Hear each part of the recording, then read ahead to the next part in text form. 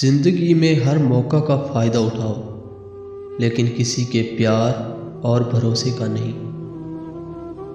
अपने अल्फाज हर किसी के लिए ज़ाया मत किया करो। खामोश रहकर देखो कि आपको कौन समझता है। कमाल बात यह है कि लफ्ज़ों से ही खामोशी टूटती है और लफ्ज़ ही खामोश कर देते हैं। दौलत और ओहदे इंसान को आर्जी तौर पर बड़ा करते हैं, लेकिन इंसानियत और अच्छा इखलाक इंसान को हमेशा बुलंद दर्जे पर रखता है। किसी का दिल मत दुखाओ, क्योंकि माफ़ी मांगने के बाद भी दिल में दुख ज़रूर रहता है। दुनिया में अगर अपनी कोई जगह बनानी है तो सबसे खूबसूरत जगह किसी की सोच में रहना, किसी की दुआ में रहना और किसी के दिल में रहना।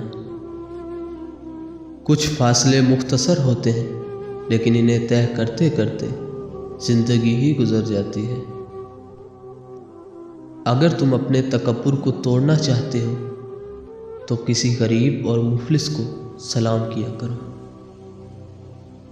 मतलब का वज़न बहुत भारी होता है, तभी तो मतलब निकलते ही रिश्ते हल्के हो जाते हैं। हम जिंदगी के इस दौर से गुजरे हैं जहां अपने तो मिलते हैं पर इनमें अपनापन नज़र नहीं आता।